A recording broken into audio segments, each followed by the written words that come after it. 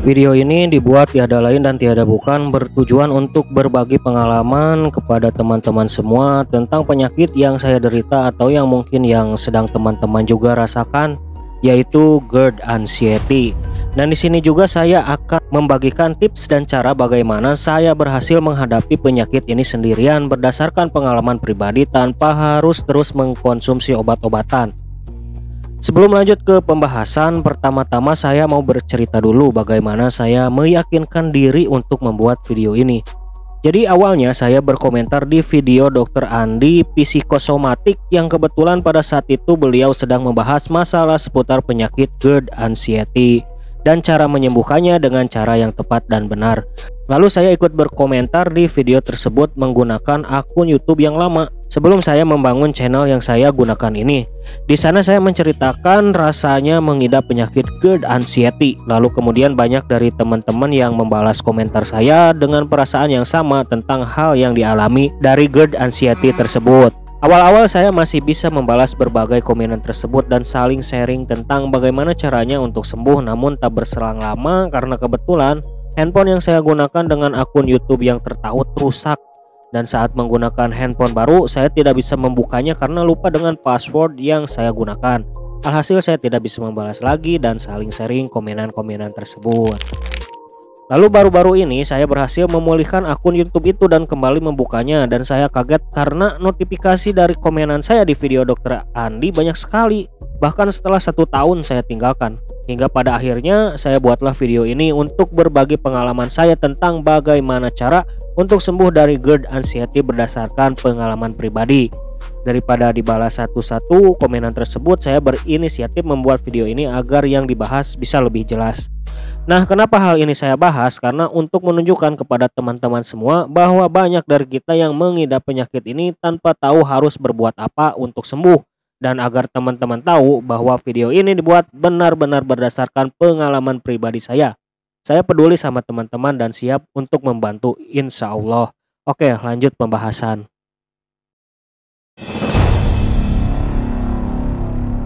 Waktu itu pekerjaanku mengharuskan untuk pergi ke daerah yang lumayan jauh dari tempat asalku, Tasikmalaya, yaitu di Malang, Jawa Timur. Hari-hari di sana berbeda dengan apa yang aku rasakan. Di Malang, aku ditempatkan di sebuah daerah yang sangat sepi dan lumayan terpencil. Jadi aku harus menyesuaikan dengan tempat asalku yang berbanding terbalik karena yang biasa ramai, ini harus sendiri sepi. Hal ini membuat saya berpikir ternyata saya telah jauh dari rumah. Bagaimana kalau terjadi apa-apa? Tidak ada yang bisa menolong karena tidak ada satupun sanak keluarga di sini dan teman-teman di pekerjaan pun cenderung individualis.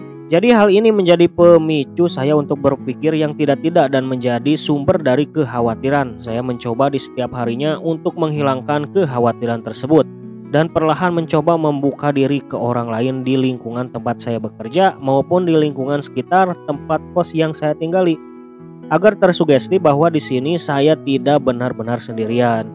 Namun hal ini sulit saya lakukan karena saya adalah tipe orang yang sulit mengakrabkan diri dengan orang baru dan tidak pernah percaya pada siapapun kecuali mereka yang telah saya kenal lama dan saya kenal baik. Hingga akhirnya mungkin secara tidak sadar ini menjadi titik awal terpicunya gejala penyakit GERD anxiety yang kemudian saya idap. Nah, lalu kemudian meskipun hal ini sebenarnya tidak membuat saya terlalu tertekan, tapi sedikit banyak malah mempengaruhi jam tidur saya. Saya jadi kesulitan untuk tidur di malam hari karena kadang kekhawatiran perasaan kesendirian itu muncul begitu saja. Alhasil saya jadi sering tidur larut malam dan bangun pagi dengan keadaan yang kurang fresh untuk memulai aktivitas. Lalu untuk mensiasati hal ini saya melakukan hal yang buruk, yaitu banyak mengkonsumsi minuman energi penambah stamina yang maaf saya tidak sebutkan merek dagangnya, dan meminum kopi secara berlebihan untuk menunjang aktivitas sehari-hari. Disinilah awal mula malapetaka terjadi. Di malam hari menjelang tidur, serangan kecemasan itu pun muncul. Semuanya saya rasakan, rasa takut yang menyerang tiba-tiba hingga membuat hampir pingsan.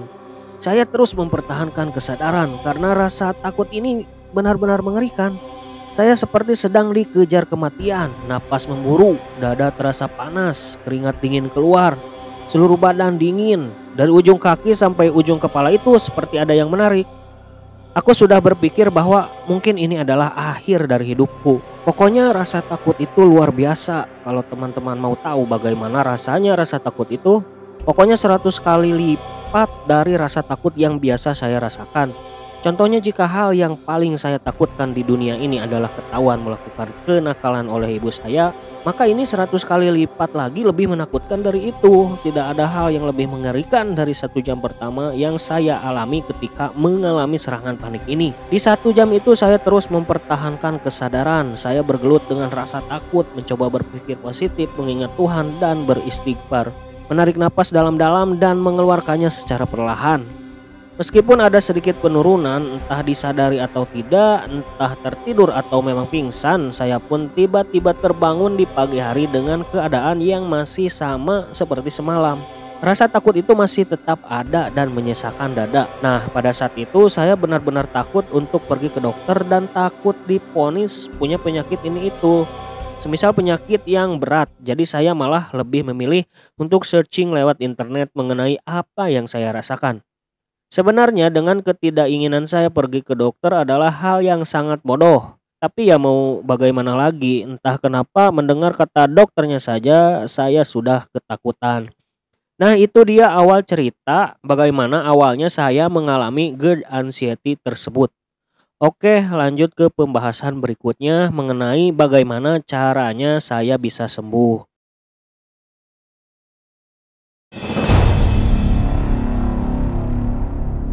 Selang beberapa hari setelah awal kemunculan serangan panik itu, aku membiasakan diri dengan apa yang aku temukan di internet, yaitu secara rutin 3 kali sehari meminum obat mah yang bernama Plantacid Forte. Itu yang pertama. Yang kedua, menghilangkan semua kebiasaan buruk yang aku lakukan seperti merokok, minum kopi, energy drink, alkohol, begadang, menunda-nunda waktu makan, makan makanan pedas, asam, dan yang lainnya. Yang ketiga, ini mungkin cara yang jarang orang lain ketahui, yaitu memijat kedua telapak tangan dan telapak kaki secara teratur. Apa dampaknya? Ini membuat badan menjadi lebih rileks dan lumayan mengurangi rasa cemas yang berlebihan. Saya terus lakukan hal ini ketika serangan panik itu datang dan ini sangat membantu. Tapi ingat, jangan lakukan secara berlebihan, minimal 5 menit saja. Karena sesuatu yang dilakukan secara berlebihan itu dampaknya tidak baik. Selain melakukan ketiga hal di atas, meskipun judul dari segmen ini tanpa bantuan dokter, bukan berarti saya mengabaikan apa yang dokter sarankan. Meskipun hanya lewat internet, dokter selalu menyarankan untuk makan tepat waktu. Nah, yang menarik dan kemungkinan berhasil untuk menyembuhkan GERD anxiety itu juga adalah makanlah sedikit-sedikit. Tidak membuat teman-teman kenyang tapi sering. Ini bertujuan untuk meringankan beban lambung, lalu kemudian tenangkan dirimu. Dengan rutin juga melakukan teknik pernapasan, tarik napas dalam-dalam dan keluarkan secara perlahan. Hal ini jika dikombinasikan dengan sambil memijat kedua telapak tangan dan kaki akan sangat terasa dampaknya dan sangat menenangkan, membuat tubuh cepat rileks dan rasa cemas pun menurun. Silakan teman-teman semua coba. Lalu kemudian yang saya lakukan lagi adalah berolahraga secara rutin selama 30 menit sehari. Meskipun pekerjaan saya banyak melibatkan aktivitas fisik, saya tetap melakukannya untuk tujuan kebugaran. Dan setelah rutin berolahraga ini juga, yang saya rasakan membuat saya menjadi lebih gampang tidur di malam hari, yang biasanya sulit sekali saya lakukan. Nah, plusnya lagi, yang biasa serangan kecemasan itu juga muncul sebelum saya tidur, pada saat itu berangsur-angsur menghilang. Nah, jika Anda rasa 30 menit terlalu berat dan baru berniat mau memulai olahraga, cukup 10-15 menit saja asal rutin dilakukan setiap hari. Nah, sebenarnya hanya itu yang saya lakukan untuk lepas dari yang namanya GERD anxiety. Mudah bukan?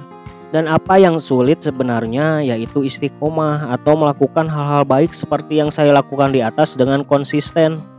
Pasti selalu ada aja godaannya, seperti orang yang sudah terbiasa merokok, ngopi, atau minum alkohol dan begadang di malam hari.